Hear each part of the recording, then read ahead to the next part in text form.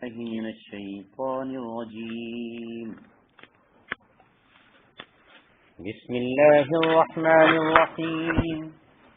وواعدنا موسى 30 ليلة وأتممناها ب10 فتم ميقات ربه 40 ليلة. وقال موسى لأخيه هارون اخلفني في قومي وأصلح ولا تتبع سبيل المفسدين. فلما جاء موسى لميقاتنا وكلمه ربه قال رب أرني أنظر إليك قال لن تراني ولكن انظر إلى الجبل فإن استقر مكانه فسوف تراني. فلما تجلى ربه للجبل جعله دكا وخر موسى صعقا. فلما أفاق قال سبحانك تبت إليك وأنا أول المؤمنين. قال يا موسى إني اصطفيتك على الناس برسالاتي وبكلامي فخذ ما آتيتك وكن من الشاكرين. وكتبنا له في الألواح من كل شيء موعظة وتفصيلا لكل شيء فخذها بقوة وأمر قومك يأخذوا بأحسنها سأريكم دار الفاسقين. صدق الله العلي العظيم. اس سے پچھلے رکوع میں بھی اور اس رکوع کے اندر بھی ذکر ہے حضرت موسیٰ علیہ السلام کا. پچھلی آیات میں یہ بات آ چکی تھی کہ موسیٰ علیہ السلام کو اور ان کی قوم کو اللہ تبارک و تعالیٰ نے فرعون کے ظلم و ستم سے نجات بخشی. فرعون ان کی نظروں کے سامنے دریا میں ڈوبا اور یہ قوم وہاں سے باہر نکل کر صحرائے سینا میں پہنچی. اللہ تبارک و تعالیٰ کا فیصلہ فرعون کے حق میں مکمل ہوا اور اب اللہ تبارک و تعالیٰ نے بنی اسرائیل کو اپنی منتخب قوم قرار دیا جسے اللہ تبارک و تعالیٰ نے اپنا پیغام سنانے بیت المقدس کو آزاد کرانے کے لیے منتخب فرمایا. اب اس قوم کو احکامات دیے جانے تھے. اس کے لیے اللہ تبارک و تعالیٰ نے موسیٰ علیہ السلام کو کوہ طور پہ بلایا آپ یہاں آ جائیں اور 30 دن تک اعتکاف کریں، عبادت کریں، دن کو روزہ رکھیں اور اس کے بعد اللہ تبارک و تعالیٰ ان کو تورات دینے والا تھا. روایات میں آتا ہے کہ 30 دن مکمل ہوئے تو حضرت موسیٰ علیہ السلام نے خوب اچھی طرح سے مسواک کی تاکہ 30 دن کے روزوں کی جو بدبو تھی وہ زائل ہو جائے. اللہ رب العزت کی طرف سے حکم ہوا کہ وہ جس کو آپ بدبو سمجھ رہے تھے وہ ہمارے نزدیک مشک و عنبر سے زیادہ محبوب تھی، لہذا 10 روزے اور بڑھائے جائیں اور پورے 40 کر دیے جائیں. موسیٰ علیہ السلام نے 10 روزے اور شروع کیے اور یہاں سے موسیٰ علیہ السلام اپنے بھائی ہارون علیہ السلام کو اپنا خلیفہ بنا کر گئے تھے، اپنا نائب بنا کر گئے تھے کہ میرے واپس آنے تک تم امیر ہو اور میری جگہ تم خلیفہ ہو اور تم میری اس قوم کی نگرانی کرنا. موسیٰ علیہ السلام کوہ طور پر پہنچے اور یہاں قوم رہ گئی. 30 دن تک کچھ نہیں ہوا، لیکن 30 دن کے بعد وہاں ایک شخص تھا سامری. آج تک تحقیق نہیں ہو پائی کہ یہ شخص کون تھا. بنی اسرائیل میں سے تھا یا قبطیوں میں سے، فرعونیوں میں سے تھا یا باہر کا کوئی تھرڈ پرسن تھا. کون تھا یہ ابھی تک اس کی تحقیق نہیں ہو پائی. کسی نے کہا کچھ، کسی نے کچھ، اور اس سامری نے اپنا ایسا اثر دکھایا کہ اس قوم کو شرک اور بت پرستی میں مبتلا کر دیا. جو مشہور ہے کہ انہوں نے ایک بچڑا بنا لیا، گائے کا بچڑا بنایا. شکل بچڑے کی تھی لیکن وہ سونے اور چاندی کو ڈھال کے بنایا گیا تھا. موسیٰ علیہ السلام ابھی کوہ طور پر ہیں، وہاں اللہ تعالیٰ نے خبر دی کہ آپ کی قوم تو گمراہ ہو گئی اور شرک میں مبتلا ہو گئی. موسیٰ علیہ السلام وہاں سے تشریف لائے اور آپ نے جب اپنی قوم کو اس حال میں دیکھا کہ اللہ تبارک و تعالیٰ نے آپ کو تورات دی ہے، کیا کیا آپ سے وعدے کیے تھے، اس قوم سے بھی کیا کیا کام لینا تھا، اور اس قوم کے لوگ شرک و بت پرستی میں مبتلا ہو گئے، عیش و عشرت میں مبتلا ہو گئے اور وہ قوم بھٹک گئی. موسیٰ علیہ السلام کو سخت غصہ آیا.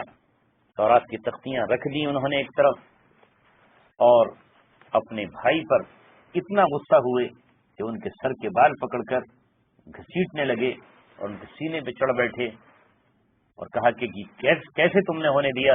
میں نے تمہیں اپنا نائب اور امیر بنایا تھا اور تم نے قوم کی نگرانی نہیں کی۔ تب انہوں نے جواب دیا کہ میرے بھائی پہلے پوری تفصیل سن لے اور اس کے بعد پھر مجھے کچھ کہنا، اور ان دشمنوں کے سامنے مجھے رسوا مت کر۔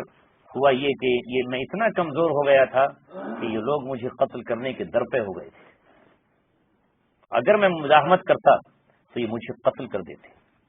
تو اس کی تفسیر اللہ تبارک و تعالیٰ نے ان آیات میں بیان فرمائی ہے۔ یہ بہت ہی عظیم ترین واقعہ ہے اور اس میں بڑی عبرت موجود ہے کہ کس طرح ایک مجتبی اور منتخب قوم کو، کس طرح اللہ تعالیٰ کی برگزیدہ اور محبوب قوم کو ابلیس نے اغوا کیا اور اللہ تبارک و تعالیٰ کے راستے سے ہٹا دیا۔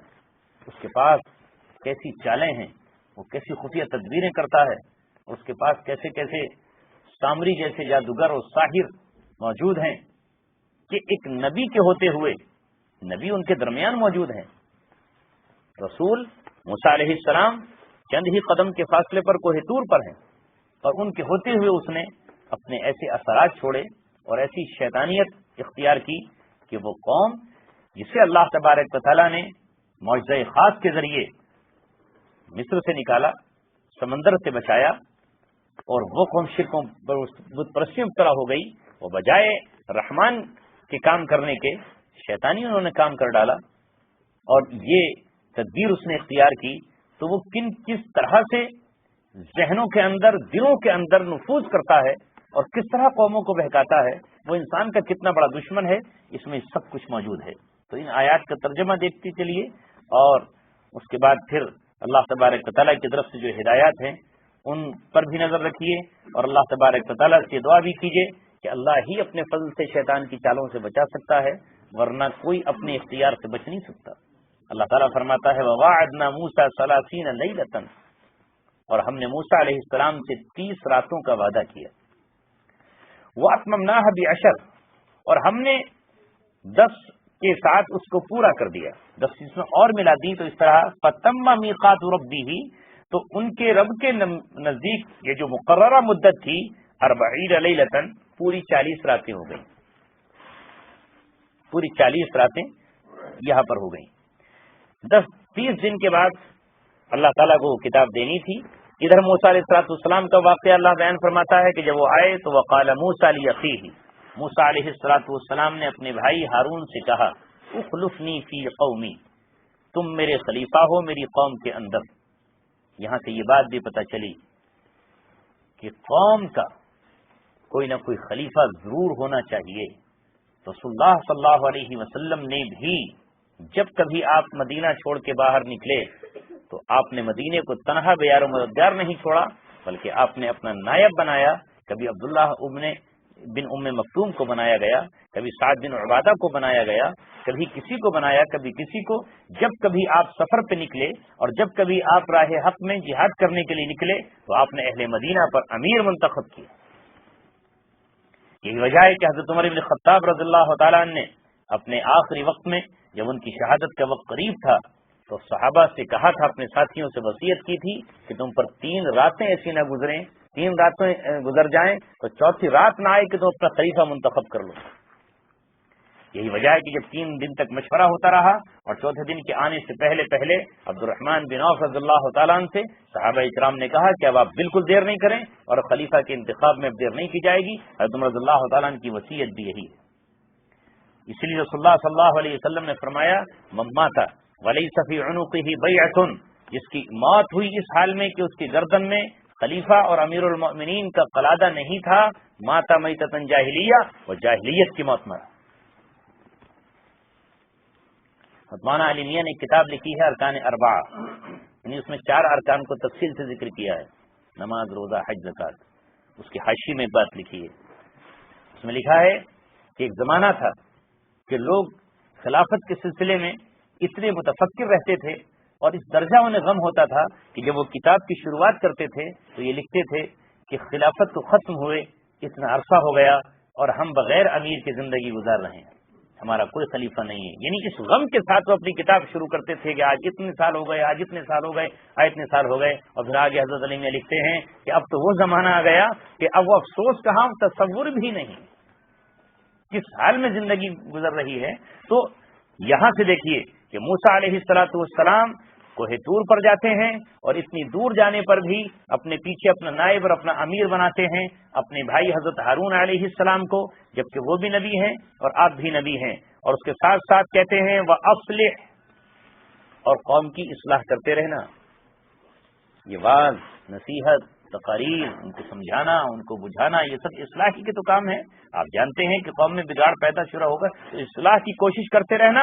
لیکن ساتھ ہی ساتھ فرمایا وَلَا تَتَّبِعِ سَبِيلَ الْمُفْسِدِينَ، اور فساد مچانے والوں کا راستہ اختیار مت کرنا. سبیل کہتے ہیں راستے کو، مفسدین فساد مچانے والے، تتبع پیچھے چلنا، اور فساد مچانے والوں کی اتباع مت کرنا. کس کو حکم دے رہے ہیں حضرت موسیٰ علیہ السلام؟ بھائی کو. اور بھائی کون ہے؟ نبی. نبی سے کہا جا رہا ہے کہ آپ ان کے پیچھے نہیں چلیں گے، ورنہ یہ تو قوم آپ کو اپنے پیچھے چلانا چاہے گی. ہماری اتباع کریں، آپ ہمارے پیچھے چلیں. ہم جو منشور لا رہے ہیں، ہم جو دستور لا رہے ہیں، ہم جو قوانین بنا رہے ہیں، آپ ہمارے قوانین کو مانیں. تو ساتھ ہی کہہ دیا کہ چونکہ تم نبی ہو اور نبی کی جو راہ ہے وہی اصلاح والی راہ ہے، باقی اس کے علاوہ فساد ہے. لہٰذا ان فسادیوں کے پیچھے آپ نہ چلیں، آپ اپنے نقش قدم اپنے چلیں، آپ کے پیچھے دوسرے لوگ چلیں گے. کیسی ہدایات قرآن دے رہا ہے کہ نبی کے پیچھے دوسروں کو چلنا ہے، نبی ان کے پیچھے نہیں چلے گا. اگر آپ قرآن پڑھیں تو اس طرح کی ہدایات اللہ تعالیٰ نے خود رسول اللہ صلی اللہ علیہ وسلم کو دی. وَلَا تُطِعِ الْمُكَذِّبِينَ، آپ جھوٹوں کی اطاعت نہ کریں، آپ جھوٹوں کی اطاعت نہ کریں. وَلَا تُطِعِ كُلَّ حَلَّافٍ مَّهِينٍ، کسی گھٹیا کمینے اور قسم کھانے والے کی آپ اطاعت نہیں کریں. تو جگہ جگہ رسول اللہ صلی اللہ علیہ وسلم سے کہا گیا کہ آپ ان کے پیچھے نہیں چلیں گے. کہیں مشرکین کو جھوٹا کہا گیا، کہیں انہیں افضل ترین مخلوق قرار دیا گیا. تو انبیاء کرام کو اللہ تبارک و تعالیٰ خود رسول آخر کو یہ ہدایت دی کہ آپ ان کے پیچھے نہیں چلیں. اور پھر وجہ بتائی اللہ تعالیٰ نے وَإِن تُطِعْ أَكْثَرَ مَن فِي الْأَرْضِ، اگر آپ اطاعت کریں گے زمین میں اکثریت کی، اکثر من فی الارض، وہ لوگ جو زمین میں اکثریت میں ہیں، اگر آپ اکثریت کی بات مان کر چلیں گے یضلوک عن سبیل اللہ، تو اکثریت آپ کو اللہ کے راستے سے ہٹا دے گی. اسلام اور دین اسلام میں فیصلہ اکثریت پر نہیں ہوتا، قوت دلیل پر ہوتا ہے. اکثریت کچھ کہہ رہی ہو، اکثریت غلط کہہ رہی ہے تو اس کی بات تھوڑی مانی جائے گی. اکثریت خراب ہو تو اس کی بات نہیں مانی جائے گی. فیصلہ وہاں قوت دلیل پر ہوگا. حق کیا ہے، صحیح کیا ہے، چاہے ایک ہی آدمی کی بات حق ہو. یہ ضروری نہیں ہے کہ 100 لوگ 100 ایک طرف 99 ایک طرف ہے تو 99 صحیح ہو اور ایک جو ہے وہ ہمیشہ غلط ہو. ممکن ہے کہ 99 غلط ہو اور ایک صحیح ہو. تو اسلام کی جو بات ہے وہ اکثریت پر نہیں، روک دیا رسول اللہ صلی اللہ علیہ وسلم کو.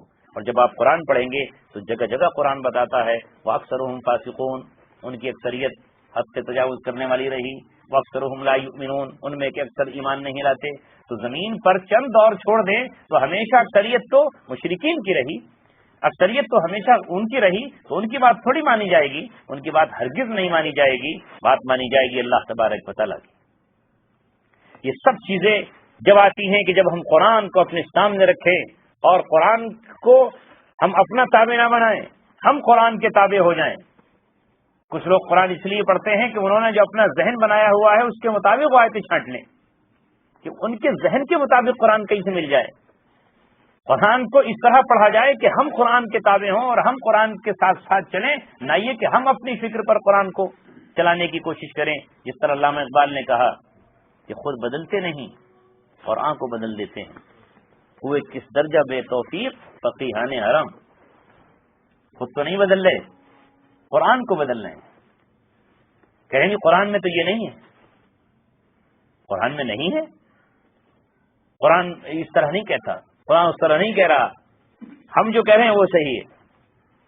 اللہ تبارک و تعالیٰ نے آگے فرمایا وَلَمَّا جَاءَ مُوسَىٰ لِمِيقَاتِنَا وَكَلَّمَهُ رَبُّهُ، اور جب موسیٰ علیہ السلام اپنی میقات پر آئے، اس جگہ پر آئے اور اللہ تبارک و تعالیٰ نے ان سے کلام کیا، وَكَلَّمَهُ رَبُّهُ، اور ان کے رب نے ان سے بات کی.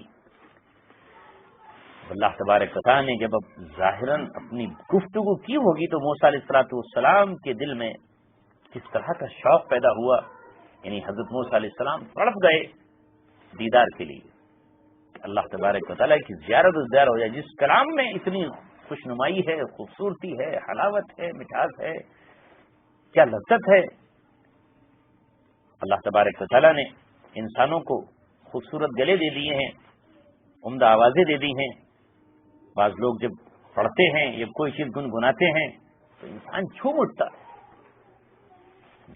ہے۔ تو جب انسانی گلوں میں جو اللہ تبارک و تعالیٰ نے ذرا سی چیز رکھی ہے تو اللہ تبارک و تعالیٰ کی خود اپنی گفتگو کا کیا عالم ہوگا۔ اور وہ موسیٰ علیہ السلام نے براہ راست سنی تو حضرت موسیٰ علیہ السلام تڑپ اٹھے اور درخواست کی اللہ تبارک و تعالیٰ سے، قال رب ارینی انظر الیک، اے میرے رب میں آپ کو دیکھنا چاہتا ہوں، آپ مجھے دکھا دیجئے اپنے آپ کو، ارینی آپ مجھے اپنے آپ کو دکھا دیں، میں آپ کو دیکھنا چاہتا ہوں۔ اللہ تعالیٰ نے فرمایا لن ترانی، اس دنیا میں یہ آنکھ مجھے نہیں دیکھ سکتی، اس آنکھ میں وہ کیپیسٹی نہیں ہے، اس آنکھ میں وہ صلاحیت نہیں ہے، یہ تو سورج کی جلووں کو نہیں دیکھ سکتی، تھوڑی دیر میں سورج کو دیکھنے سے انکار کر دے گی کہ بند کرو آنکھ۔ تو اللہ تبارک و تعالیٰ وہ کیا دیکھ سکتی ہے؟ فرمایا حضرت اللہ تبارک و تعالیٰ نے قال لن ترانی، تم مجھے نہیں دیکھ سکتے۔ وہ قیامت کا میدان ہوگا، وہ جنت ہوگی جہاں یہ آنکھ نہیں ہوگی، دوسرا جسم ہوگا، اور وہاں اللہ تبارک و تعالیٰ کا دیدار ہوگا۔ وجوہ یومئذ ناظرہ الی ربہا ناظرہ، کتنے چہرے اس دن تر و تازہ ہوں گے۔ وجوہ یومئذ ناظرہ، ناظرہ کے معنی تر و تازہ، الی ربہا ناظرہ، اپنے رب کی طرف دیکھ رہے ہوں گے۔ دنیا میں کسی جمال اور جمیل چیز کو ہم دیکھ لیں، کسی حسین اور خوبصورت چیز کو دیکھ لیں تو کس طرح چہرے پہ تر و تازگی آ جاتی ہے۔ اللہ تبارک و تعالیٰ کتنا جمیل اور جمال والا ہوگا، اس کو دیکھ کر چہرے کھل اٹھیں گے۔ اور جب رسول اللہ صلی اللہ علیہ وسلم نے قیامت میں زیارت کا ذکر کیا تو صحابہ نے ایک دم پوچھا کہ اللہ تعالیٰ پھر کیا ہوگا؟ بعض لوگوں کو تو اللہ نظر آئے گا، اتنی بھیڑ ہوگی، کیا ہوگا؟ دھکا مکی رہے گی وہاں پر، کون دیکھ پائے گا؟ اونچے قد والے جلدی دیکھ لیں گے اور چھوٹے والے بیچارے کہاں سے دیکھیں گے؟ تو رسول اللہ صلی اللہ علیہ وسلم فرمایا کہ کیا تم چاند کو دیکھتے ہو؟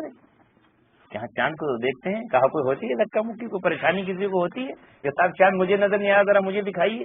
جس طرح چاند کو بنا کسی بھی کشمکش کے تم لوگ دیکھ لیتے ہو، اسی طرح تم اپنے رب کا قیامت میں دیدار کرو گے۔ تو قیامت میں دیدار ہوگا اللہ تبارک و تعالیٰ کا، لیکن انہی آنکھوں کو ہوگا جو اللہ تبارک و تعالیٰ کے لیے دنیا میں اس کے حکموں کے مطابق چل رہی ہوں گی۔ کفار اللہ تبارک و تعالیٰ کو نہیں دیکھ پائیں گے۔ اور اس کی زندہ مثال آپ اس سے لے سکتے ہیں کہ اللہ تبارک و تعالیٰ نے اس دور میں رسول اللہ صلی اللہ علیہ وسلم ہی کے دور میں کافروں کو تو دنیا کے جلوے دیکھنے سے محروم کر دیا۔ آپ جائیں کتنے ہی امیر ملک کے ہوں، لیکن آپ کا ہوائی جہاز حدود حرم میں داخل نہیں ہوگا۔ ایئرپورٹ ابھی بھی اس گئے گزرے دور میں بھی وہ حدود حرم میں نہیں جا سکتے۔ تو اللہ تبارک و تعالیٰ کی تجلیات اور اللہ تبارک و تعالیٰ کے جلوے جو خانہ کعبہ پہ برس رہے ہیں، جو محسوس ہوتے ہیں، جو ہر انسان محسوس کرتا ہے وہاں، تو وہ نہیں دیکھ سکتے۔ وہ نورانیت جو مدینہ منورہ میں ٹپک رہی ہے، جو رسول اللہ صلی اللہ علیہ وسلم کے مزار مبارک اور آپ کے روضے میں جو آ رہی ہے، اس سے ان کی دنیا میں بھی آنکھیں محروم ہیں۔ تو جب اللہ تبارک و تعالیٰ جہاں اس نور کی کرنوں کو اور یہاں انہیں نہیں دکھائے گا تو قیامت میں بھی وہ اس سے محروم کر دی جائے گی۔ یہاں اللہ رب العزت تذکرہ فرماتا ہے کہ موسیٰ علیہ السلام نے کہا کہ میں اللہ تعالیٰ آپ کو دیکھنا چاہتا ہوں۔ اللہ نے منع کیا، لیکن موسیٰ علیہ السلام اصرار کرتے رہے بار بار۔ علامہ اقبال نے شعر بڑا عمدہ کہا ہے، نہ آتے مگر اس میں انکار کیا تھا، کیا تھی، کچھ اس طرح سے ہے۔ اگلا مصرع سنائی دیتا ہوں، پچھلا مجھے صحیح یاد نہیں آ رہا ہے۔ کھچے خود بخود جانب طور موسیٰ، بتا اے کشش شوق دیدار کیا تھی، بتا اے کشش شوق دیدار کیا تھی۔ اللہ تعالیٰ سے درخواست کی، اللہ تعالیٰ نے کہا کہ ٹھیک ہے آپ اس پہاڑ کو دیکھیے، آپ پہاڑ کو دیکھ سکتے ہیں، آپ پہاڑ پر دیکھیں۔ فَإِنِ اسْتَقَرَّ مَكَانَهُ، اگر یہ پہاڑ اپنی جگہ پر ٹھہر جاتا ہے، فَسَوْفَ تَرَانِي، تو تم مجھے دیکھ سکو گے۔ فَلَمَّا تَجَلَّى رَبُّهُ لِلْجَبَلِ، جب اللہ تعالیٰ نے، جب ان کے رب نے پہاڑ پہ تجلی نازل فرمائی، جَعَلَهُ دَكَّا، تو اس پہاڑ کو ریزہ ریزہ کر دیا، وخر موسیٰ صعقا، اور موسیٰ علیہ السلام بے ہوش ہو کے گر گئے، حساب نہیں لا سکے، پہاڑ کے ٹکڑے ہو گئے، اللہ تبارک و تعالیٰ کی تجلی سے جل گیا طور، اور موسیٰ علیہ السلام بے ہوش ہو گئے۔ کہاں کا تو خالی آنکھوں کا مسئلہ تھا، بے ہوشی طاری ہو گئی۔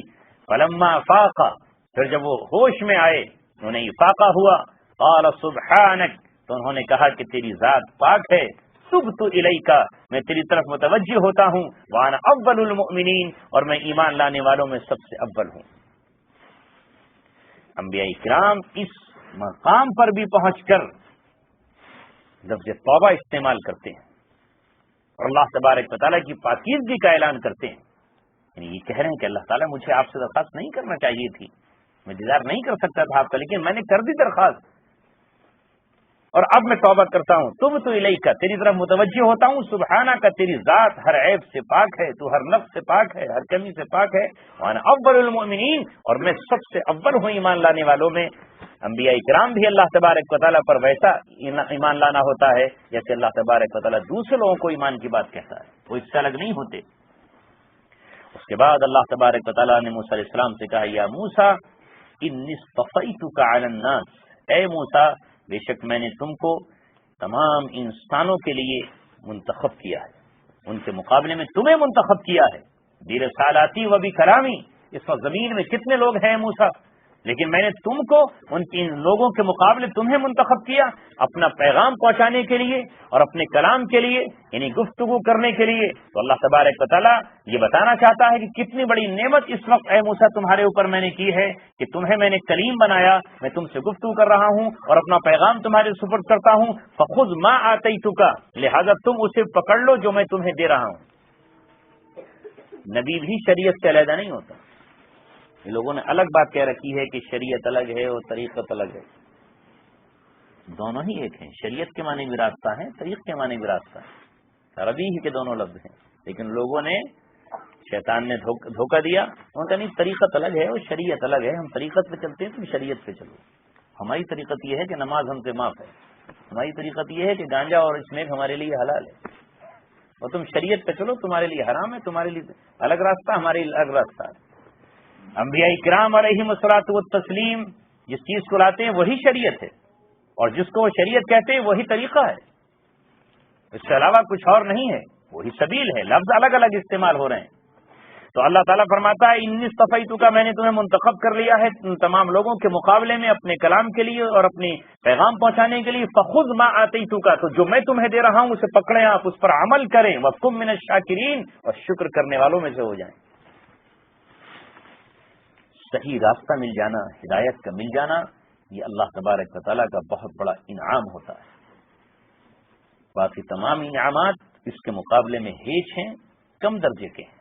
نعمتیں اللہ کی سب ہیں، لیکن ساری نعمتیں کسی کے پاس ہوں اور راہ حق نہ ہو، راہ ہدایت نہ ہو، صحیح رستہ اسے پتہ نہ ہو، وہ بھٹک رہا ہو، وہ گمراہی میں ہو، تو پھر وہ کس کام کی ہیں؟ اس لیے اللہ تعالیٰ فرماتا ہے وَكُن مِّنَ الشَّاكِرِينَ، آپ بھی شکر گزاروں میں سے ہو جائیں۔ موسیٰ علیہ السلام کو حکم دیا اور فرمایا وَكَتَبْنَا لَهُ فِي الْأَلْوَاحِ، اور ہم نے تختیوں میں سب کچھ لکھ دیا تھا، من کل شیء موعظۃ، ہر چیز تھی نصیحت کے لحاظ سے، وتفصیلا لکل شیء، اور ہر شے کی اس میں تفصیل تھی، ہر چیز کی تفصیل تھی۔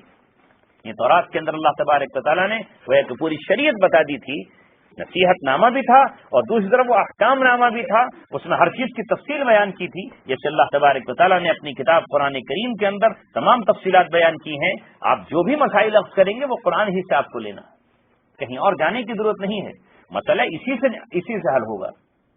تجارت کے مسائل، گھریلو مسائل، نکاح اور طلاق کے مسائل، عبادات کے مسئلے، معاملات کی چیزیں، نظام حکومت، نظام سلطنت، یہ سب کچھ کیسے چلے گا، وہ سب کچھ اللہ تبارک و تعالیٰ نے اس کتاب میں بیان کیا ہے۔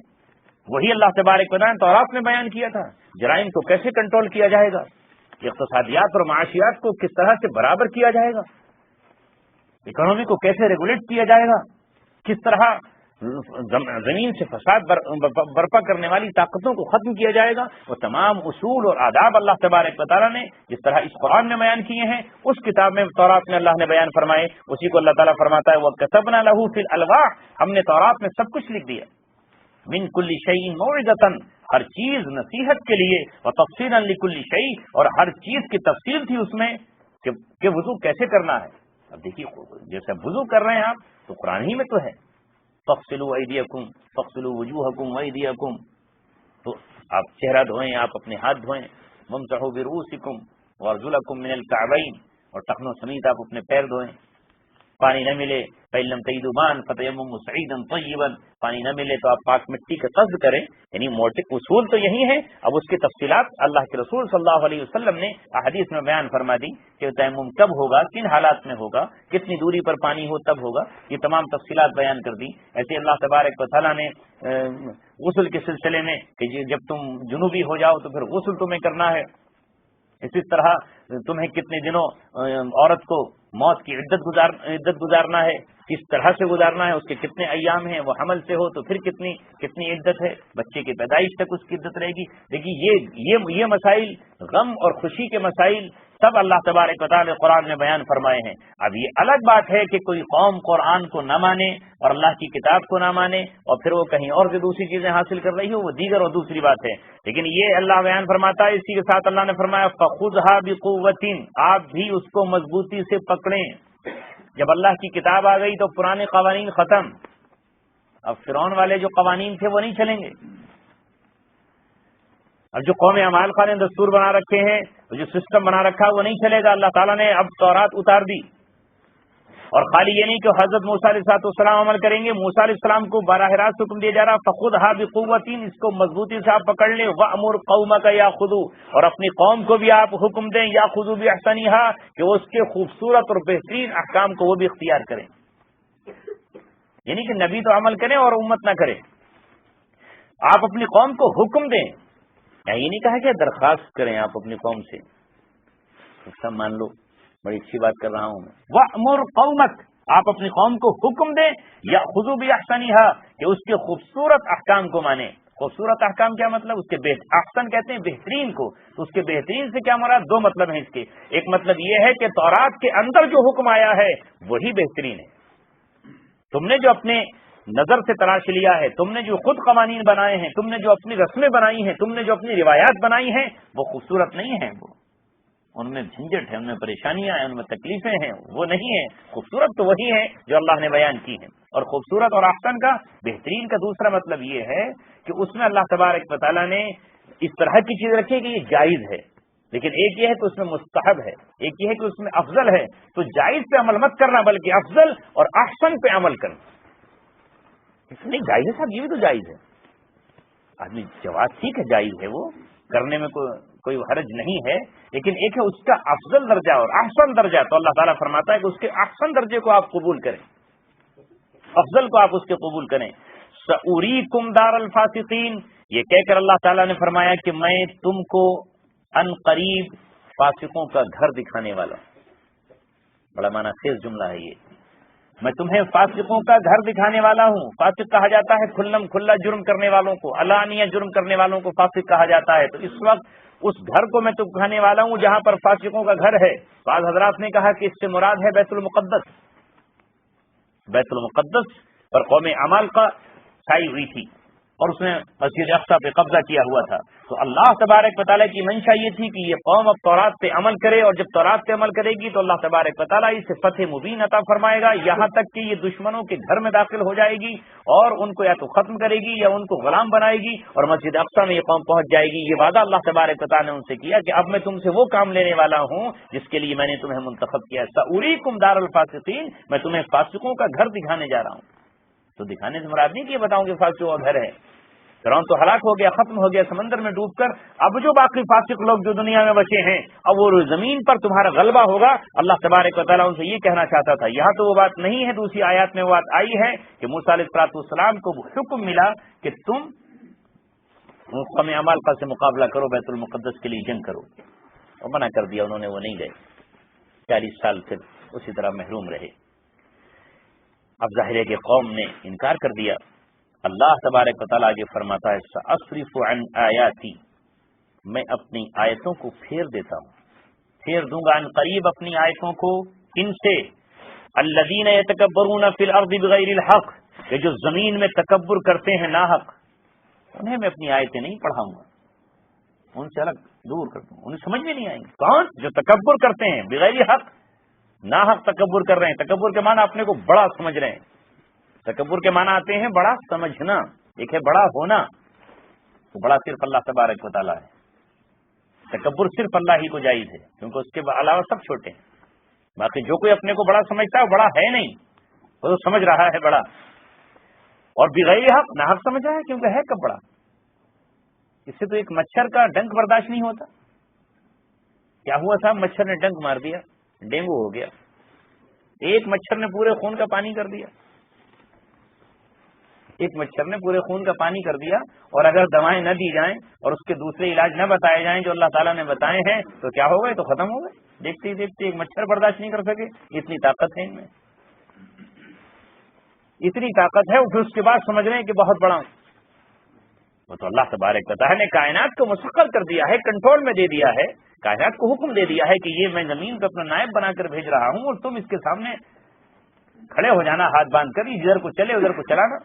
کتنے بڑے گھوڑے کو چلاتا ہے، اس لیے طاقتور ہاتھی کی پشت پہ بیٹھ کے اس کے خنجر مارتا ہے، اور خنجر مار کے اسے پھر ادھر ادھر چلاتا ہے، وہ کچھ نہیں کہتا۔ وہ تو تابع کر دیا اللہ تبارک و تعالیٰ نے، اس کے دل میں اس کی محبوبیت ڈال دی ہے، اور کبھی کبھی اللہ تبارک و تعالیٰ پھر ختم بھی کرا دیتا ہے۔ تو اللہ فرماتا ہے کہ میں سأصرف عن آیاتی الذین، میں اپنی آیتوں سے پھیر دوں گا، موڑ دوں گا ان لوگوں کو جو زمین میں ناحق تکبر کرتے ہیں۔ اللہ تبارک و تعالیٰ ان کا قتل محتاج نہیں ہے۔ وَإِن يَرَوْا كُلَّ آیَةٍ لَا يُؤْمِنُوا بِهَا، اگر یہ ہر طرح کی نشانی بھی دیکھ لیں تو ایمان نہیں لائیں گے۔ یہاں وہ لوگ جو انجانے میں غیر شعوری طور پر بن سمجھے یہ بات کہتے ہیں، میں نے بڑے بڑے ویسے لوگوں کو کہتے ہوئے سنا کہ صاحب اگر دنیا میں کوئی ایک شخص بھی کافر ہو گیا اور وہ دنیا سے چلا گیا تو اللہ تعالیٰ ہمیں پکڑ کے جہنم میں پھینک دے گا کہ تم نے اس کو ایمان میں داخل کیوں نہیں کرایا۔ ابھی میں شاہجہاں پور کے قریب تھا تو مجھ سے پہلے خطیب یہی تقریر کر رہے تھے کہ ایک نوجوان میرے پاس آیا اور اس نے کہا کہ میں تو قیامت میں آپ کا دامن پکڑ لوں گا، میری دادی مر گئی کفر پر اور میرا دادا مر گیا اور مسلمانوں تم نے اسے اسلام قبول نہیں کیا۔ میں نے کہا اچھا، پھر تو بڑا مسئلہ کھڑا ہو جائے گا، رسول اللہ صلی اللہ علیہ وسلم کی بھی باری آ جائے گی کہ آپ کے چچا جہنم میں چلے گئے، ابو طالب بھی ابو لہب بھی۔ وہاں تو جب رسول اللہ نے یہ تمنا ظاہر کی کہ کاش ابو طالب ایمان لے آئیں، آپ تڑپ رہے ہیں، بلک رہے ہیں، تو اللہ تبارک و تعالیٰ فرماتا انک لا تہدی من احببت، آپ جسے چاہیں ہدایت دے دیں، ایسا نہیں، ولکن اللہ یہدی من یشاء، اللہ جسے چاہے گا ہدایت دے گا۔ پھر تو نوح علیہ السلام کا کیا ہوگا؟ ان کا تو بیٹا جائے گا جہنم میں، لوط علیہ السلام کی بیوی جائے گی، یہ تو انبیاء کرام ہیں۔ اور یہ آیت کیا کہہ رہی ہے؟ یہ کہہ رہی ہے اللہ تعالیٰ نے فرمایا کہ وَإِن يَرَوْا كُلَّ آیَةٍ، ہر طرح کی نشانیاں وہ دیکھ لیں۔ نبی تو معجزہ دکھا سکتے ہیں، آپ کیا دکھاؤ گے؟ کرامات ڈھونڈ کے لاؤ پھر کہیں سے، یا تو ولی بننا پڑے گا اس کے لیے، اور وہ آپ بن نہیں سکتے ہیں تو پھر اس کے لیے ڈھونگی کرنا پڑے گا کوئی نہ کوئی۔ آج کے دور میں کہ صاحب میں ولی ہوں تو کوئی کیمیکلس لا کے کچھ نہ کچھ کرنا پڑے گا، تب کوئی جا کے وہ مانے گا آپ کو ولی۔ ہاں اللہ تبارک و تعالیٰ اتنا ہی پوچھے گا جتنے ہمارے ذمے ہے، اس سے زیادہ اللہ تبارک و تعالیٰ نہیں پوچھتا۔ کچھ اتنے اڑیل ہیں کہ وہ لائیں گے نہیں ایمان، اسی لیے اللہ نے فرمایا وَإِن يَرَوْا كُلَّ آیَةٍ لَا يُؤْمِنُوا بِهَا۔ ابھی فرعون کا واقعہ آپ نے دیکھا کہ اس نے جب عذاب دیکھے آ کر تو فوراً کہتا کہ میں ایمان لے آؤں گا، اور جیسے وہ ہٹے پھر ایمان نہیں لایا، پھر ایمان نہیں لایا۔ اس سے پہلے نوح علیہ السلام کا آپ نے سنا کہ ان کی قوم ان پر ایمان نہیں لائی، کشتی بن رہی ہے تو مذاق اڑا رہے ہیں۔ تو کچھ لوگ زمین پر ضرور ایسے رہیں گے کہ جو ایمان نہیں لائیں گے، ان تک پیغام پہنچانا، ان تک بات لانا۔ حضرت موسیٰ علیہ السلام نے حجت پوری کر دی، فرعون کے دربار میں دعوت دی، تبلیغ دی، ہر طرح سے اس کو بتایا، معجزات دکھا دیے، ساری چیزیں اس کو دکھائی، لیکن پھر بھی ایمان نہیں لایا، کیونکہ اللہ کہہ رہا ہے کہ جو تکبر کر رہے ہیں زمین میں ناحق، میں اپنی آیتوں کو ان سے پھیر دوں گا، مجھے کیا ضرورت ان کی پڑی ہوئی ہے کہ جب یہ نہیں آ رہے ادھر تو میں ان کو آنے ہی نہیں دوں گا۔ وَإِن يَرَوْا سَبِيلَ الرُّشْدِ، اللہ تعالیٰ فرماتا ہے کہ جب وہ ہدایت کا راستہ دیکھیں گے، لا يَتَّخِذُوهُ سَبِيلًا، تو وہ اسے اختیار نہیں کریں گے۔ وَإِن يَرَوْا سَبِيلَ الْغَيِّ، اور جب وہ گمراہی کا کوئی راستہ دیکھیں گے تو اس کی طرف بھاگ جائیں گے۔ يَتَّخِذُوهُ سَبِيلًا، اس راستے کو پکڑیں گے۔ ان کی فطرت ہی بدل چکی ہے۔ آپ دیکھیں مکھی دو طرح کی ہیں، دونوں ہی اللہ نے بنائی ہیں۔ شہد کی مکھی گندگی پر نہیں بیٹھے گی، اور گندی مکھی شہد پہ نہیں بیٹھے گی، ادھر نہیں جائے گی، گندگی تلاش کرے گی، فوراً بھاگ جائے گی۔ کچھ کیڑے ایسے ہیں جو گندگی ہی میں پیدا ہوتے ہیں، خوشبو ان کو لگے تو مر جائیں گے، وہ خوشبو ہی سے مر جائیں گے۔ تو یہ جنہوں نے اپنی فطرت کو بالکل برباد کر لیا، انبیاء کرام کو بھی دیکھ رہے ہیں، لیکن جب اندر سے وہ کہتے ہیں کہ ہم نے ان کو مان لیا تو ہم تو ہیٹی ہو جائے گی، ہم تو چھوٹے ہو جائیں گے، ارے یہ یتیم بچہ، یہ بنی اسرائیل ہماری غلام قوم کا فرد، یہ ہمیں آ کے کہہ رہا ہے کہ ہم اس کی بات مان لیں، ہم اس کے کہنے پر چلنے لگے، یہ تو ہم کم ہو جائیں گے، لہٰذا ہم اس کی بات کیسے مانیں گے؟ تو جب وہ تکبر کر رہے ہو ناحق کہ ارے ہم تو حکمراں ہیں، ہم سے مطالبہ کیا جا رہا ہے کہ تم یہ کام کرو، یہ کون مطالبہ ہم سے کر رہے ہیں؟ یہ لوگ، ان کی تو کوئی حیثیت نہیں ہے، تو جب اکڑ جائیں گے تو ایسوں کو اللہ تبارک و تعالیٰ پھر راہ نہیں، جب انہیں وہ چیز دکھائی جائے گی اسی کی طرف چلیں گے۔ فرمایا اللہ تبارک و تعالیٰ نے وَإِن يَرَوْا سَبِيلَ الرُّشْدِ، اگر وہ ہدایت کی راہ دیکھیں لَا يَتَّخِذُوهُ سَبِيلًا، تو اسے اپنا راستہ نہیں بنائیں گے، اسے اختیار نہیں کریں گے۔ وَإِن يَرَوْا سَبِيلَ الْغَيِّ، اور گمراہی کا راستہ دیکھیں گے تو اس گمراہی کی طرف لپک پڑیں گے، اسے اختیار کریں گے۔ یہ کیوں ہے ایسا؟ ذَلِكَ بِأَنَّهُمْ كَذَّبُوا بِآيَاتِنَا، یہ اس وجہ سے ہے کہ انہوں نے ہماری آیتوں کو جھٹلایا۔ وَكَانُوا عَنْهَا غَافِلِينَ، اور وہ اس سے غافل رہے۔ لیکن اللہ تبارک و تعالیٰ فرما رہا ہے کہ بات اسی پہ ختم نہیں ہو جائے گی کہ جھٹلا کے کام چل گیا۔ والذین کذبوا بآیاتنا، جنہوں نے ہماری آیتوں کو جھٹلایا، ولقاء الآخرۃ، اور آخرت کی ملاقات کو جھٹلایا۔ کہ کس نے کہا آخرت ہے؟ کون کہتا ہے کہ آخرت میں حساب دینا ہوگا؟ بات ان آیتوں میں جھٹلانے کا نہیں ہے، آخرت کا انکار ہے۔ حبطت اعمالهم، ان کے اعمال ختم، دنیا کا ان کا کوئی عمل کام نہیں آئے گا، ان کا کار خیر نہیں چلائے گا، وہ کتنا ہی پن کہتے رہیں کہ ہم پن کر رہے ہیں، وہ پن کوئی کام نہیں آئے گا۔ حبطت اعمالهم، ان کے اعمال ضائع ہو گئے، ختم ہو گئے۔ هل یجزون الا ما كانوا يعملون، انہیں ویسا ہی بدلہ دیا جائے گا جو وہ کرتے تھے۔ هل یجزون، نہیں جزا دی جائے گی، جزا کے معنی ہے بدلہ، ان کو نہیں بدلہ دیا جائے گا، الا ما كانوا يعملون، مگر وہی جو عمل کرتے تھے۔ تو پتہ چلا کہ اللہ تبارک و تعالیٰ کے یہاں جو جزا اور سزا ہوگی وہ عمل کے مطابق ہوگی، بدلہ جو ملے گا وہ اعمال کا بدلہ اللہ تبارک و تعالیٰ کے یہاں ملے گا۔ جنہوں نے جو اعمال کیے اس کا بدلہ ان کو وہاں ملنا ہے۔ اگر یہ ایمان قبول کر لیتے اور اپنے کو چھوٹا مان لیتے، رسول اللہ صلی اللہ علیہ وسلم نے جب رسالت کا اعلان کیا تو لوگ تو اس وقت میں بڑے تاجر بھی تھے، آپ صلی اللہ علیہ وسلم بڑے تاجر نہ تھے، لیکن وہ ایمان لے آئے، قبائل کے سردار ایمان لے آئے۔ تو ظاہر ہے کہ ابھی تک تو قبائل کے سردار اپنی سرداری جمائے ہوئے تھے، اب انہیں امیر ماننا پڑا رسول اللہ صلی اللہ علیہ وسلم کو۔ حبشے کا بادشاہ نجاشی، چاہے اس نے ظاہراً ایمان قبول نہیں کیا، لیکن بادشاہ ہوتے ہوئے اس نے حق کو پہچان لیا، جس کا ذکر اللہ نے قرآن میں کیا۔ کہ کچھ لوگ ایسے ہیں ان کے سامنے جب اللہ کی کتاب پڑھی جاتی ہے تو ان کی آنکھوں سے آنسو بہنے لگتے ہیں اس چیز سے کہ وہ پہچان لیا انہوں نے کہ حق یہ ہے، اور وہ بادشاہ ایمان لے آیا رسول اللہ صلی اللہ علیہ وسلم پر۔ تو جو لوگ اپنے کو چھوٹا سمجھ کر انبیاء کرام کی تعلیمات ان پر ایمان لے آئیں گے، ان کے اعمال کے مطابق انہیں اللہ تبارک و تعالیٰ بدلہ دے گا، اور جو نہیں کریں گے ان کو اللہ تبارک و تعالیٰ سزا دے گا۔ اس کے بعد اگلا رکوع شروع ہوتا ہے، اور اس رکوع میں وہی گفتگو اللہ تعالیٰ نے کی ہے، وَاتَّخَذَ قَوْمُ مُوسَىٰ مِن بَعْدِهِ مِن حُلِيِّهِمْ عِجْلًا جَسَدًا لَهُ خُوَارٌ، اور موسیٰ علیہ السلام کی قوم نے ان کے بعد اپنے زیور سے ایک بچڑے کا جسم بنا لیا جس میں آواز بھی تھی۔ بظاہر یہ ہوا کہ وہ سارا زیور اکٹھا کیا گیا، ہارون علیہ السلام نے اسے آگ میں ڈال دیا، اور وہ چاہتے تھے کہ یہ زیور جنگل میں اکٹھا ہے، اس کو ایک جگہ جمع کر دیا جائے بیت المال کی شکل میں، اور بعد میں پھر ان کو دے دیا جائے گا۔ ادھر وہ سامری تھا، وہاں اس نے اپنے ہاتھ میں کوئی مٹھی میں کوئی چیز دبا رکھی تھی، اور اس نے جیسے ہی وہ ڈالی تو وہ زیور جب بن کے نکلا تو وہ بچڑے کی شکل تھی، اور اس میں سے آواز آ رہی تھی۔ اور رات وغیرہ میں تو یہاں تک لکھا ہے کہ اس میں سے آواز آتی تھی انا ربکم، انا رب موسیٰ، انا رب ہارون۔ اب ایک قوم جب اس طرح بچڑے کو دیکھے اور ڈالنے والے حضرت ہارون ہیں تو قوم تو کہے کہ ہارون نے بنا کے دیا، اور طاقت یہ کون سی تھی؟ یہ شیطانی طاقت تھی۔ اور جب وہ سامنے سے دیکھ رہے ہوں کہ ہمارے سامنے وہ تو کہہ رہا ہے کہ میں رب ہوں موسیٰ کا، میں تو ہارون کا بھی رب ہوں، اور یہاں سامری نے کہنا شروع کر دیا کہ موسیٰ علیہ السلام تو اللہ تبارک و تعالیٰ سے اللہ کی شان میں ان سے گستاخی ہو گئی، اور وہ لوٹ کے نہیں آئیں گے۔ 30 میں 31 دن کہنا شروع کر دیا موسیٰ علیہ السلام نہیں آئیں گے، اور کہیں اس نے ایک دم افواہ پھیلا دی کہ وہ تو ان کا تو انتقال ہو گیا، اور اللہ تعالیٰ ان سے ناراض ہو گیا۔ ہم نے کہا اچھا ایسا ہو گیا، لہٰذا اب میں تمہیں یہ بتاتا ہوں کہ اس کے پرستی شروع کر دو، اور حالانکہ ایسا کچھ بھی نہیں تھا۔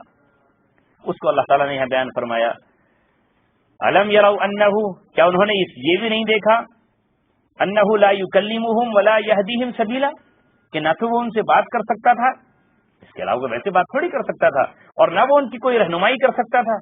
اتخذوہ وکانوا ظالمین، انہوں نے اسے پکڑ لیا، وکانوا ظالمین، اور وہ ظالم تھے، یعنی اب وہ ظلم کر رہے تھے۔ اللہ تبارک و تعالیٰ کے ساتھ انہوں نے ظلم کیا، اور شرک سب سے بڑا ظلم ہے، باقی ظلم کم درجے کے ہیں۔ ان الشرک لظلم عظیم ولما سقط في ایدیہم ورأوا انہم قد ضلوا، لیکن جب موسیٰ علیہ السلام تشریف لائے اور پورا واقعہ انہوں نے دیکھا، ہارون علیہ السلام نے بیان فرمایا، تو انہوں نے کہا کہ یہ ہے سامری۔ موسیٰ علیہ السلام اس کی طرف متوجہ ہوئے، اس سے پوچھا تو اس نے کہا میں نے کیا کیا، میں نے تو ایک مٹھی ڈالی تھی، اس سے بن گیا۔ پھر موسیٰ علیہ السلام نے کہا کہ میں اس کو اس کو ٹکڑے ٹکڑے کر دوں گا، تو انہی کے سامنے موسیٰ علیہ السلام نے اس کے ٹکڑے کیے، اور پھر کہا کہ میں اس کا چورا بنا دوں گا، لننسفنہم، اس کا چورا بناؤں گا اور پھر اس کو سمندر میں پھینک دوں گا۔ تو ان کے اس معبود کو جسے وہ معبود سمجھے ہوئے تھے، جس کی بات کر رہے تھے، موسیٰ علیہ السلام نے یوں ہی نہیں چھوڑ دیا کہ ذرا اسے یادگار کے طور پہ چھوڑ دو۔ انبیاء کرام بتوں کو چھوڑتے نہیں یادگار بنا کے کہ سب یادگاری چیز ہے، ان کی چھوڑ دیجیے، اسے یہ تو آثار قدیمہ میں شامل ہو جائے گا۔ اس کے ٹکڑے ٹکڑے کیے ان کی نظروں کے سامنے، اور بتایا کہ کتنا بودا ہے، اور پھر اسے پیس کے چورن بنا دیا، اور پھر اس کے بعد اس کو سمندر میں پھینک دیا۔ اب قوم کو احساس ہوا کہ ارے یہ تو ہم سمجھ رہے تھے کہ خدا ہے، یہ تو سمجھ رہے تھے معبود ہے، رب ہے، یہ تو کچھ بھی نہیں۔ بہرحال موسیٰ علیہ السلام نے ان کے لیے دعا کی کہ اللہ تبارک و تعالیٰ ان کو معاف کر دے، لیکن اللہ نے کہا کہ جنہوں نے جرم کیا ہے، یہ جنہوں نے پرستش کر چکے ہیں جو لوگ، انہیں معاف اس طرح نہیں کیا جائے گا۔ ان کی توبہ یہ ہے کہ وہ قتل کیے جائیں، ان پر قتل کی سزا لاگو ہوگی، اور ان کا قریبی رشتہ دار اپنے قریبی رشتہ دار کو قتل کرے گا۔ سورہ بقرہ میں آیت آ چکی ہے کہ اگر تم چاہتے ہو تو اللہ کی طرف متوجہ ہو، فتوبوا الی بارئکم فاقتلوا انفسکم ذالکم خیر لکم عند بارئکم، یہ دنیا میں قتل ہو جانا اللہ کی طرف سے توبہ تمہاری قبول ہو جائے گی، اور یہ گناہ معاف ہو جائے گا موسیٰ علیہ السلام کی برکت سے اور ہارون علیہ السلام کی برکت سے۔ لہذا ان لوگوں نے پھر ان کا احساس ہو گیا، اور اپنے آپ کو انہوں نے قتل کے لیے پیش کر دیا۔ جس طرح اسلام اگر کسی کے دل میں اتر جائے، اور اسلام کی سزا چاہے موت ہی کیوں نہ ہو، صحابہ کے زمانے میں یہ واقعات پیش آئے کہ انہوں نے اپنے جرم کا اقرار کیا، اور ان پر حد لگی، کسی پر شراب کی حد لگ گئی، اور کسی پر زنا کی حد لگی، اور کسی پر قتل کی حد لگی۔ تو اس طرح انہوں نے آخرت کی سزا سے اپنے آپ کو بچانے کے لیے دنیا ہی میں اس سزا کو لاگو کرا لیا کہ جو اسلام کی سزا ہے۔ تو بہرحال یہ لوگ بھی موسیٰ علیہ السلام کے امتی تو تھے ہی، ان کو بھی احساس ہوا، اور انہوں نے اس طرح کی توبہ کر لی، اور اللہ تبارک و تعالیٰ نے ان کو معاف کر دیا۔ اسی کو اللہ تعالیٰ فرماتا ہے وَلَمَّا سُقِطَ فِي أَيْدِيهِمْ، جب وہ ان کے ہاتھوں میں ڈھہ گیا، ختم ہو گیا، وَرَأَوْا أَنَّهُمْ قَدْ ضَلُّوا، اور انہوں نے دیکھ لیا کہ وہ بھٹکے ہوئے تھے، گمراہی پر تھے، قَالُوا لَئِن لَّمْ يَرْحَمْنَا، تو انہوں نے کہا کہ اگر ہم پہ رحم نہ کیا ہمارے رب نے، لَئِن لَّمْ يَرْحَمْنَا رَبُّنَا وَيَغْفِرْ لَنَا، اور ہمارے رب نے ہماری مغفرت نہ کی، لَنَكُونَنَّ مِنَ الْخَاسِرِينَ، تو ہم تو پھر خسارہ اٹھانے والوں میں سے ہو جائیں گے۔ گویا یہ اس بات کا اعلان ہے کہ انسان گناہ کے بعد اگر توبہ کر لے تو اللہ تبارک و تعالیٰ اس کی توبہ کو قبول فرما لیتا ہے۔ اللہ رب العزت اس کے بعد بھی اسے معاف کر دیتا ہے۔ تو اس قوم نے توبہ کی، اور اللہ تعالیٰ نے اس کی توبہ کو قبول فرما لیا۔ آگے وہی واقعہ ہے جو موسیٰ علیہ السلام غصے میں کیا، جس کا تذکرہ میں اب کر چکا ہوں۔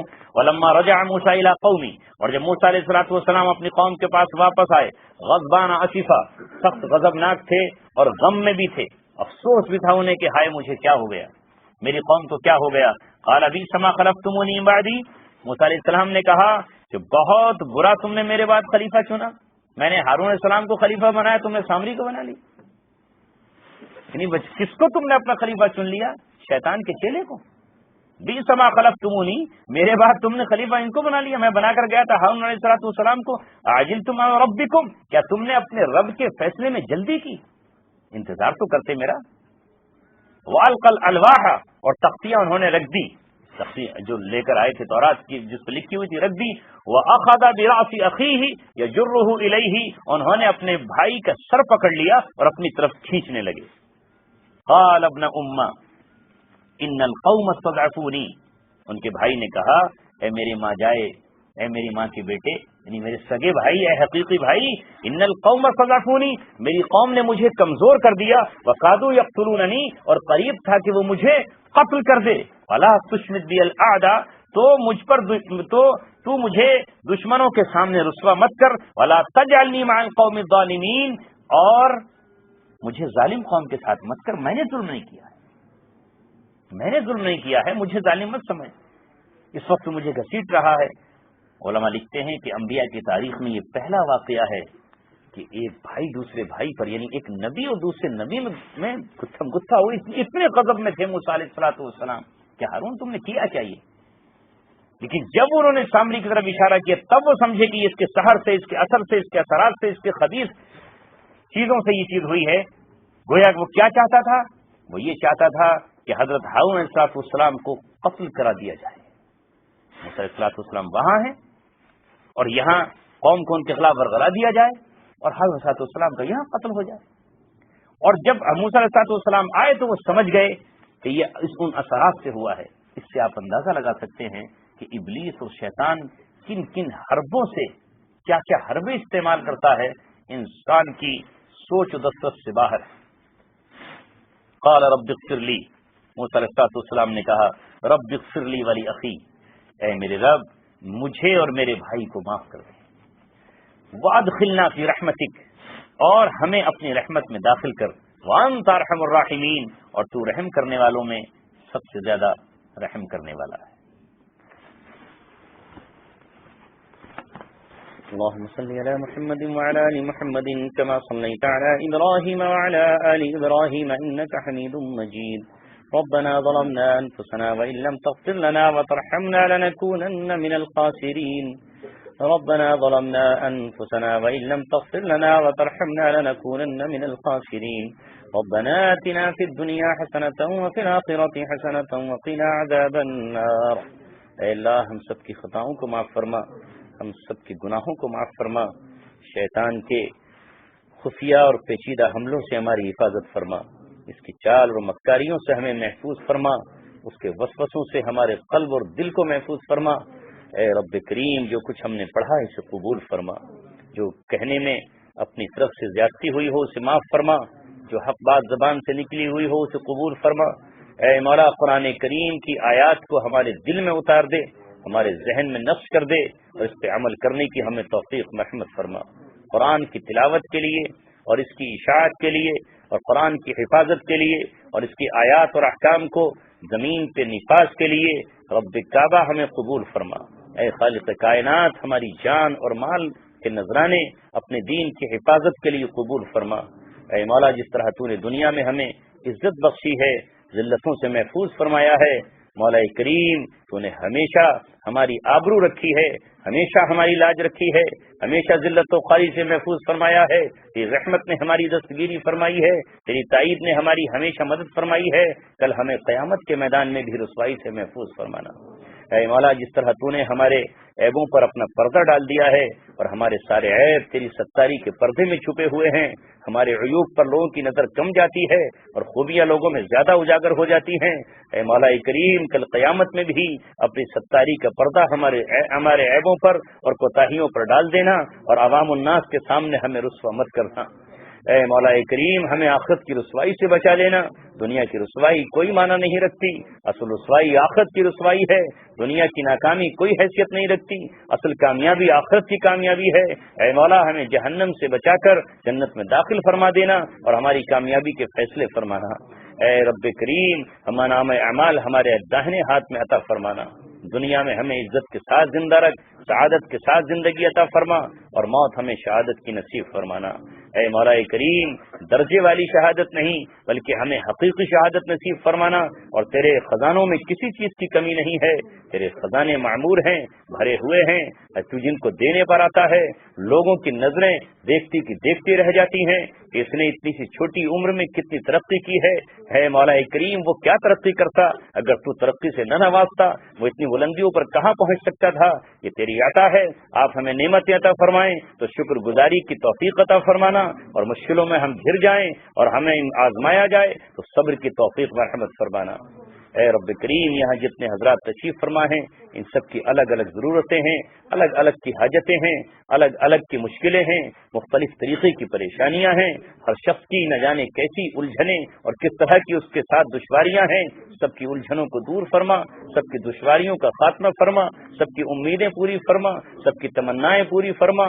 اے مولا کریم ہر شخص کے لیے ہر دن ایک نیا دن ہے اور ہر دن ایک نئی ضرورت ہے، ہر دن ایک نئی چاہت ہے، ہر دن دوسرے دن سے مختلف ہے، ہر دن کی ایک نئی عمل اور نیا کام ہے۔ اے مولا ہر دن آٹھوں پہر ہماری مدد فرما، ظالموں کے ظلم سے ہماری حفاظت فرما، بری نگاہوں سے ہماری حفاظت فرما، حاسدوں کے حسد سے ہمیں محفوظ فرما۔ اے مولا کریم بدنگاہوں سے ہماری حفاظت فرما، بری نظروں سے ہمیں محفوظ فرما۔ جس نے بھی ہم سے دعا کے لیے کہا ہو اے رب کریم اس کی دعاؤں کو اپنے فضل و کرم سے قبول فرما۔ سبحان ربک رب العزت عما یصفون وسلام علی المرسلین والحمد للہ۔